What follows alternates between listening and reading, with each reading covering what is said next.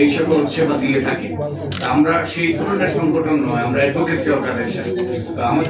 আমাদের লক্ষ্য হলো যে কন্যা শিশুদের কি অবস্থা এবং তাদের অবস্থানের পরিবর্তনের জন্য, তাদের জন্য সুযোগ সৃষ্টি করার জন্য এবং তাদের জন্য যেন তাদের প্রতি যেন কোন বঞ্চনা না হয় সেগুলো, এবং তাদের সত্যিকারের যে চিত্র বিরাজ করছে সেটা তুলে ধরা, যাতে সরকার নীতি নির্ধারণের ক্ষেত্রে সিদ্ধান্ত নিতে পারে এবং অন্যরাও এর থেকে উপকৃত হতে পারে। তা আমরা সেবা প্রদানমূলক সংগঠন।